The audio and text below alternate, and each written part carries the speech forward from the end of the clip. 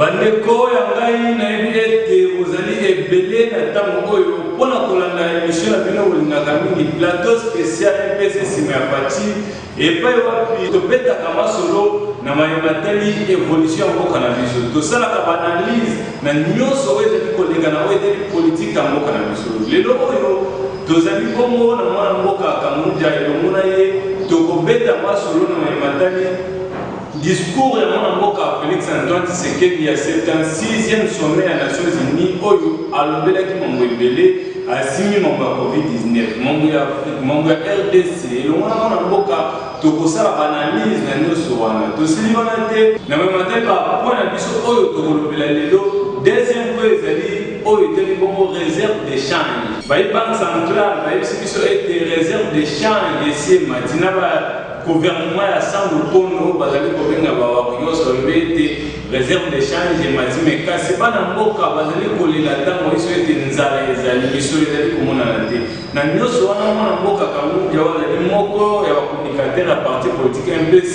nde akoyangola na mituna na biso mwana mboka Kamuja mbote na yo mbote ndekolokanzi sango lelo oyo tokolobela liboso na mayematali les deux points na biso point ya liboso ezali bongo discours ya mwana mboka Félix Antoine Tshisekedi azali bongo chef de l'État na 76e sommet ya Nations Unies alobeli mambo ebele bino MPC likanisi na bino ezali positif to négatif na mayemi nyonso Félix Antoine Tshisekedi alobeli kuna ndekolokani sango na tondi otondi mpona motono toni ngai na bandi ete bato nyonso balandaki na momema nyonso discours ya tata mokonzi ya ekolo mokonzi ya mboka Félix Antoine Tshisekedi na Nations Unies alobeli makambo ebele mais toyeba ete makambo wana ezalaki structurel mokonzi ya mboka alobeli makambo oyo etali covid alobeli Afrique mpe alobeli oyo etali RDC alobeli covid eza eloko oyo ezotumisa monde mobimba mokonzi ya mboka alobeli yango mpona koyebisa Nations Unies ete il faut kosala nyonso po ete maladi wana esila il faut kokombattre yango il faut koluka bavaccin azoappuye mpe expertise nationale comme expertise africaine mokonzi ya mboka reconnaître yango ntina mpona na Nations Unies mokonzi ya mboka aye kolobela Afrique ntango akolobela Afrique alobeli makambo oyo etali création ya agence pharmaceutique na kati ya Afrique mpona kosala bakisi mpe oyo ya biso oyo tokoteka mpe na mokili mobimba ntango mokonzi ya mboka akolobela Afrique mokonzi ya mboka atali mpe fleo oyo toza nango ya makasi oyo etali terrorisme mokonzi ya mboka ntango akolobela yango alobeli Afrique mais par le touchement ya Afrique akolobela monde mobimba akoconscientiser mokonzi ya mboka leve ton alobi ete esengeli biso nyonso na lisanga to na bomoko tokombattre fleo wana parce que kosala semblant kotika yango terrorisme wana ebetaka bamboka mosusu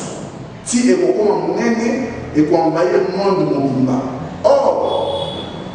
mission ya Nations Unies ezalaka kopréserver paix et sécurité internationale alors soki terrorisme ekokoba se kokoba eza paix na sécurité internationale nde kozala entravé biso nyonso mokili mobimba tokozala frappe na fleo wana ekozala bien te nde mokonzi ya mboka kosenga il faut bastratégie ya sika il faut baplan ya sika oyo bamboka nyonso ekoelabore po ete toyeba kobungisa monguna wana parce que monguna wana wayosa terrorisme amonguna commun aomenase mpe na sécurité internationale wana mokonzi ya mboka alobeli yango comme président ya Union africaine comme président ya RDC oyo osala plaidoyer ya makasi bongo na kolobela Afrika lisusu mokonzi ya mboka abakisi suku moko ya makasi oyo tolobelaka yango oyo efrustaka mpe baafricain na par rapport à la représentation na biso au sein du Conseil de sécurité des Nations Unies. Et comme un problème, on est dans 5 pays, au bas en droit de veto, on dirait qu'Afrique, il y a beaucoup de gens qui ont représenté à Moko. Moko, il y a beaucoup de gens qui ont représenté à Moko. Il faut que tous à la peine à des membres permanents, tous à la droit de veto wana bamboka mosusu neti ba États-Unis ba France bazala nango biso mpe tozala nango alobeli mpe lisusu babakisa deux membres mosusu oyo bakozala non permanent po ete Nations Unies ezala na crédibilité nango wana ntango mokonzi ya mboka akiti nango etali RDC mokonzi ya mboka alobeli makambo otali état de siège évolution ya état de siège kaka ndenge tolobaka mikolo nyonso kotia état de siège elobelaki teke mbala moko problème ya sécurité kozala résolu na est parce que monguna toza nango monguna toza na ye guerre yango eza guerre asymétrique eza guerre normale te monguna azobatama monguna azoya koboma population civile monguna wana mpona kobongisa ye ko maleme bastratégie nyonso ezali mokonzi ya mboka asali état de lieu ya état de siège bokomona ete état de siège ekokoba malembe baterritoire tozozongisa ngambo na biso bafardc mampinga na biso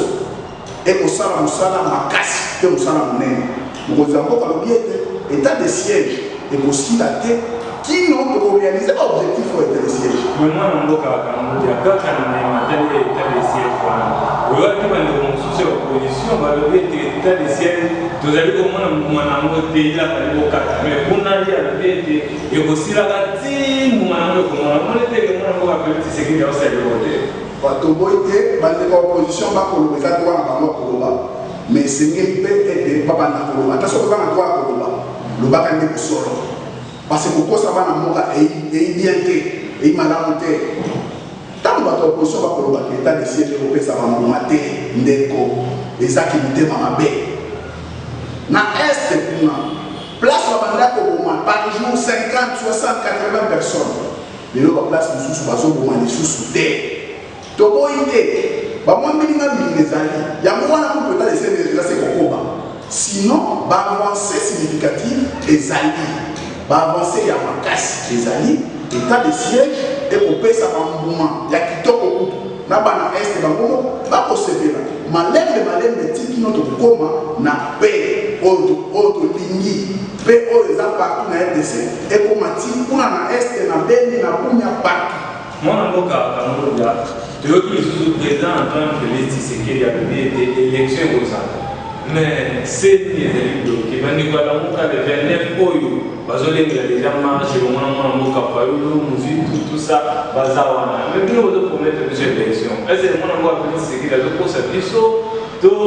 azoloba bosolo tata mwana mboka Félix Tshisekedi toyebeli na makambo lokuta te azalaka moto ya bosolo ntango mwana mboka Félix Tshisekedi akoloba makambo ya élection eza bosolo bato angambo wana senge foi sama mboka Fayulu amilengela mpona élection amilengela mwana mboka Martin Fayulu amilengela mpona élection parce que awa tokomona neti bobangi te koti na kana bamoni ke 2023 tokopusana en lieu place ya préparer baélection bango bakomoluka nde dialogue tovanda tosolola bana mboka baye susu na kosa dialogue te bana mboka baza susu na makambo ya bilinga te bapolitisien bakutanaka te élection ekozala tata mokonzi ya mboka alobi yango pourquoi ntango alobi yango wana c'est pour prendre à témoin communauté internationale na communauté nationale toyeba ete élection ezali bato nyonso bamilengela baacteur politique baacteur ya société civile biso babayi union sacrée tomilengele parce que maponami ekozala obe na 2023 eza ya solo tomonaki mikolo eleki awa ministre na biso ya finance parmi bawarriors auti olobela biso que na communication na ye alobi ke mbongo misolo oyo etali élection eza kobombama deja mbongo wana eyali ntango seni ya sike kokoma bakokommunike na bamontant donc ngonga esi ebeti mpona kokopare baélection en lieu place ya kokoma population na makambo ya lokuta tolobela population bosolo élection ekozala tose prépare po ete na 2023 ezala te ke o Félix asalaki bote tokende na préparation ya baélection ekozala mwana mboka Félix Tshisekedi akozala candidat na biso depuis tokoganye toujours élection. Merci bandeko ya ngai bozali ebele na mokili mobimba wana bongo ezali bongo likanisi ya mwana mboka Kangundia wazali moko ya communicateur ya parti politique MPC oyo ezali kokamama na président national Junior Mboya Mosese pe na initiateur Etienne Tshisekedi wa Tshisekedi. Mwana mboka Kangundia toleka bongo na deuxième question na biso. Deuxième question na biso ezali gouvernement ya Sango Congo toza kobenga baba yoso alobi ete réserve d'échange si etomboki donc emati na ndenge ya kosakana te. Mais bakongole bazokolela ntango nyonso nzala ezali mosolo ezali komonana te réserve d'échange yango avantage nango ezali nini parce que bakongole bazokolela te réserve d'échange ezali ntaka wapi eloko osala réserve d'échange ezala makasi eza bonne gouvernance parce que soki bonne gouvernance eza te soki komanipule mosolo ya l'état ekomi neti kozwa mbongo na libenga livre kotyama na libenga privé mosusu wana eza mauvaise gouvernance mais soki traçabilité eyali soki orthodoxie eyali wana nde tobenga bonne gouvernance tozozwa réserve d'échange wapi nawe etali mobilisation ya barecette na badépense oyo etikalaka wana nde batyaka yango na banke bazotya yango na banke mpona koyede biso mpona kostabilize économie ya mboka mpona kostabilize makambo oyo etali monnaie mpona kostabilize oyo etali taux d'échange na mboka eloko olobi mosusu wana motuna na yo bakoloba ete bana mboka bakolela non leko biso toza bana mboka tokomona baavance ezali malembe tokokoma malembe baavance ezali tokuti omona mikolo eleki awa tata mokonzi ya mboka azalaki na ka moko awa biloko eutika ya makasi ekomi awa mpona nini mpona kolesa bafamille ya mampinga na biso epo mosusu mpe ezoya mpona kolesa biso nyonso bafamille ya mampinga ezala mpe kaka population me bakomonia lelo saki ya masango oyo ezotekama libanda triplement ou doublement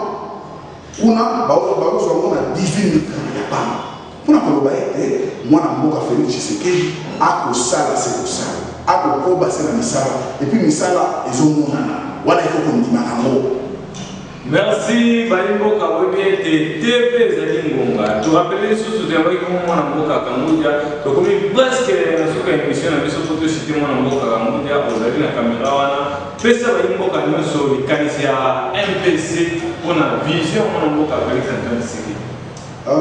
MPC parti na biso eyali mapa pour le Congo parti oyo ekopromouvoir égalité, développement et patriotisme. Parti na biso ekoyambaka bato nyonso ya parti za sima mokonzi ya mboka sima vision mokonzi ya mboka ezoyamba bato nyonso nakosenga na ngonga oyo batata bamama bilenge nyonso bokolanda ngai bilenge neti ngai jeune na bino nakosenga bino koadere massivement na parti na biso et parti démocratique et parti oyo motu nyonso ana liloba et parti oyo mutu na mutu akoki kopesa eloko aza nango yango wana tolobi mapala pour le Congo oza mpe na eloko moko yo mama ya wenze yo ndeko shaere yo ndeko étudiant oza mpe na eloko moko okomema awa na parti tout comme okomema ngo mpe na niveau ya république na tondi oyo tondi okanisa. Merci Balimboka, vous êtes toujours branché d'ici à vous l'année biso, même heure, même chaîne, la chaîne YouTube aux États-Unis, Lorraine Mabakala, moi je suis Kangundia. Au delà du bon moment, je suis champion pour une Agoya. Quand c'est le logo, on a dit non, tout le monde, mais pour les amis.